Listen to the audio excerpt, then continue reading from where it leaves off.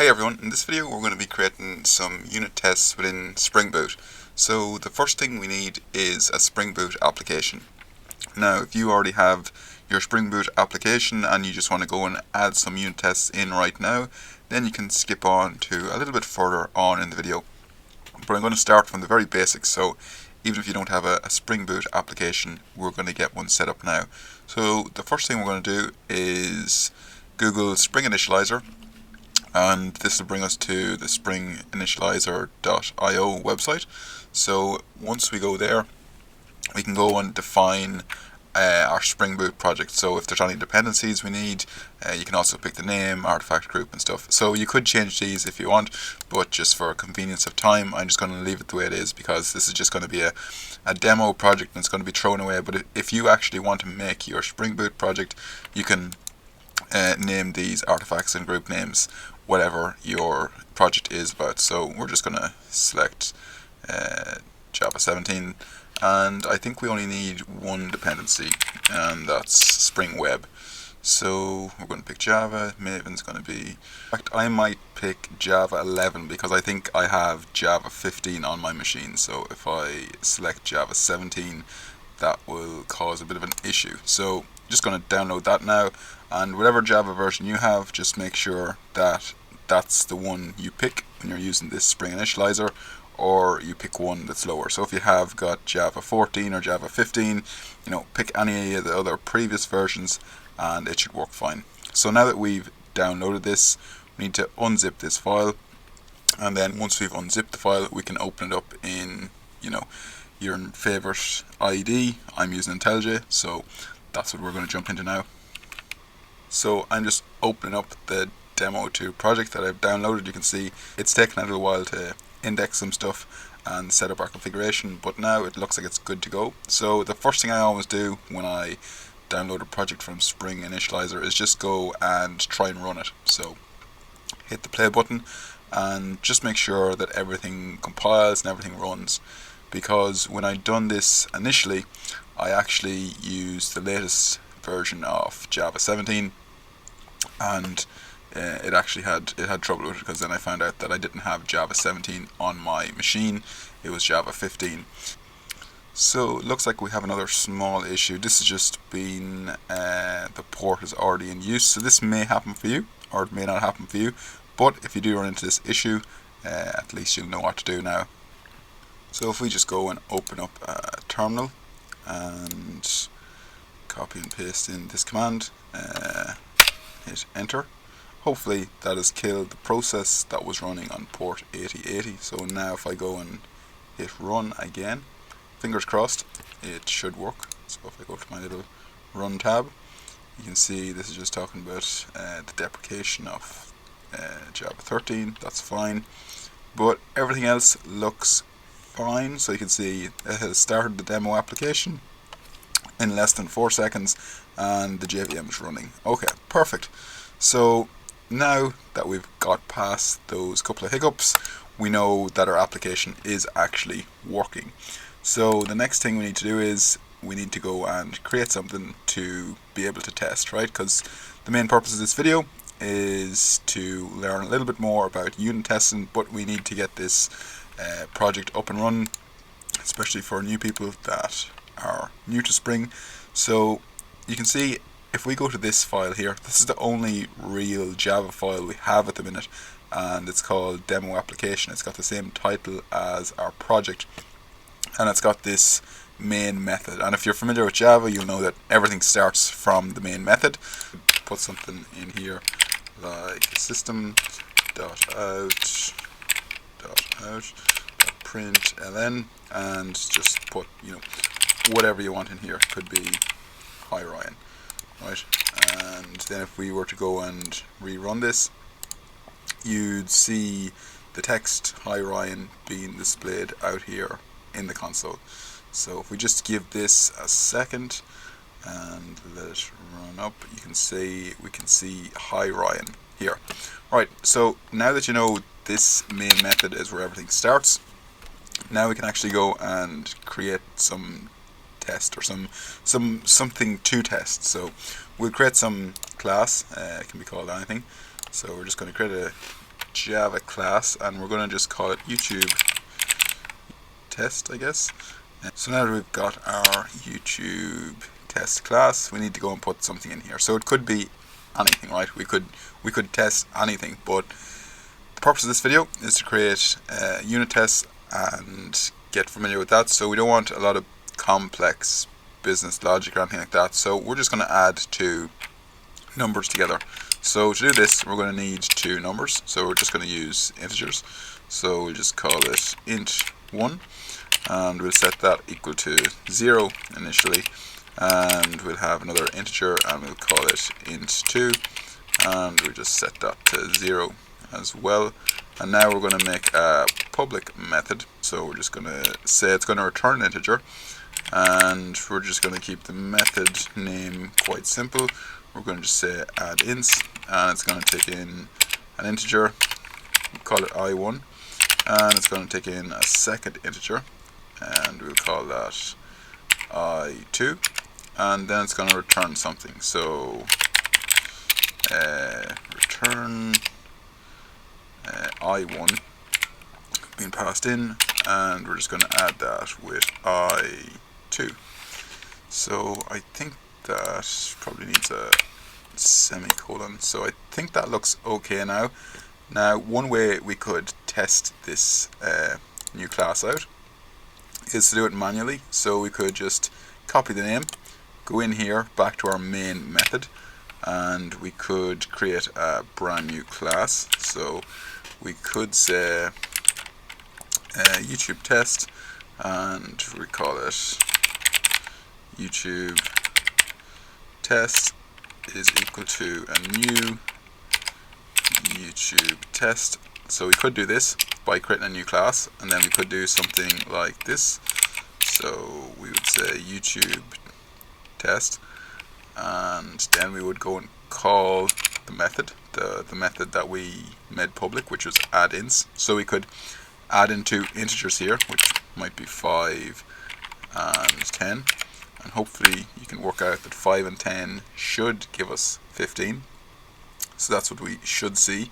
So if we were to go and just wrap this in a print or a system.out, because if we just do this at the minute, even though it may be calling the method and it may be getting a return value, we're not going to see it displayed out in our console if we don't go and do system.out. So let's go and do that. System.out.println, and just need to close that off, and I think that's okay now. Let's go and give it a run and see what happens. So if we go and run this, we're hoping to see 15 get displayed out, and we can see 15 here. So that's grand. So that's one way we could manually test it, but we want to create a unit test. That's the whole purpose of this video, and that's what we want to do in our real world systems as well. So what you could do is just highlight the class you want to test, and just right click it and hit generate. So you could also hit Command N. So we want to create a test for this. So we're just going to go and hit test here, and then you can call it whatever you want, but I think YouTube test is not a great name, but it's the one we're going to go with for this, because we've called this YouTube test. So this class is going to be a test of YouTube test, so it's going to be called YouTube test. Right, so we are going to take that member, so we're going to hit OK. So we've got this add ints method. So this add ints method is going to mimic testing the real add ints method we have here within YouTube test.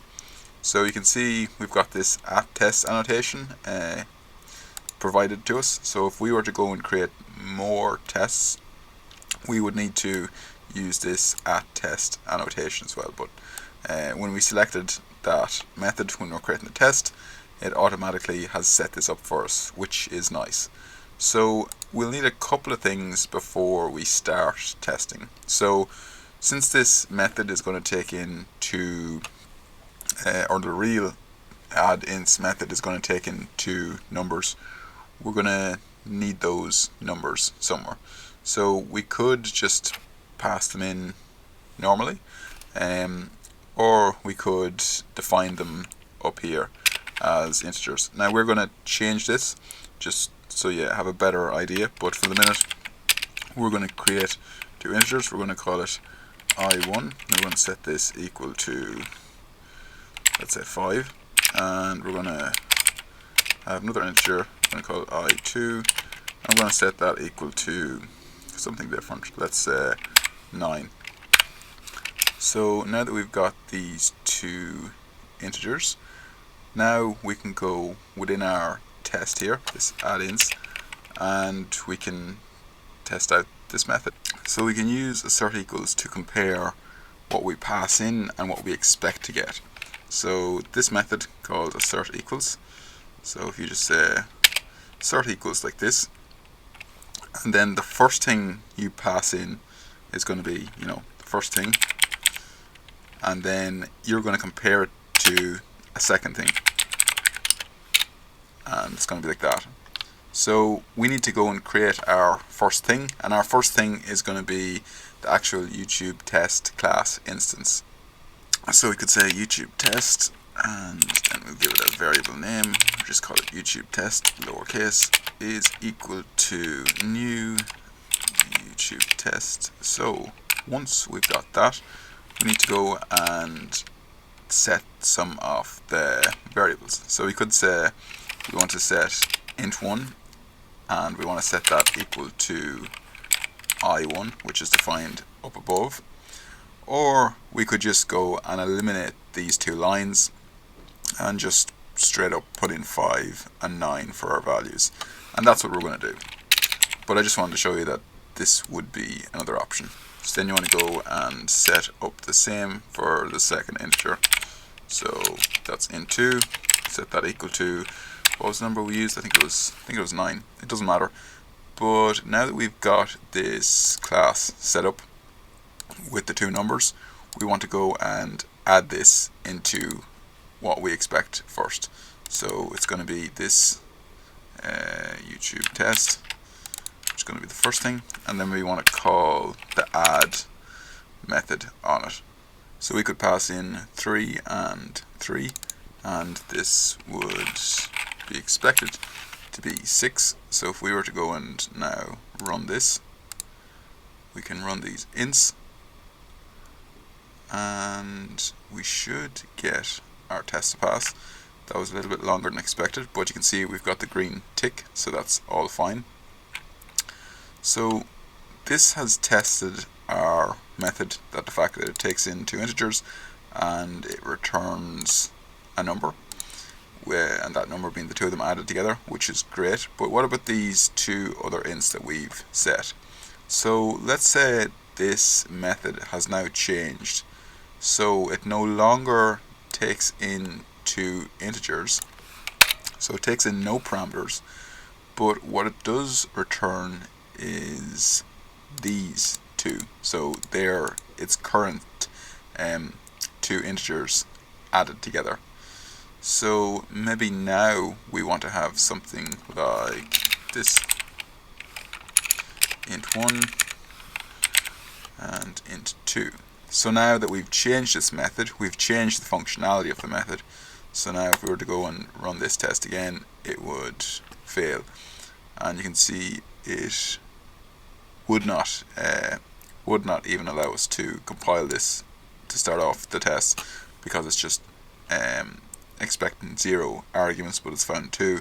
So we'd have to change that straight away. So that's something that our unit test would catch. But let's say we change that and we want to go and run our tests again. We'll see that it will fail because we've set these two ints to 5 and 9, and it is expecting 6. So that's just not going to work. Oh, and I've actually forgot to take out this as well. So we don't need this. This was just to demonstrate how we could test it manually at the start. So we can take out that. We can take out that as well, I guess. So it's really the tests that we want to run at the minute. So we can see it has expected 14, but it's actually 6. So this should probably actually be the other way around. So we could put this first, so what you'd expect and what it actually is. So then this would make a little bit more sense when we get our message out here, expected and actual. So if we go and run this again, it now says that it expected 6, so that's what we told it we thought it was going to be, but in actual fact the answer we got was 14. And the reason why we got the answer 14 is because 9 and 5 is 14, and that has changed just because we've changed the functionality within this class. So changing functionality within the test will break it, so now we need to go and change our expected output, which is now 14. So if we go to run this again, we should get our test to pass. So as you can see, now it took around 100 milliseconds, but it has passed the test.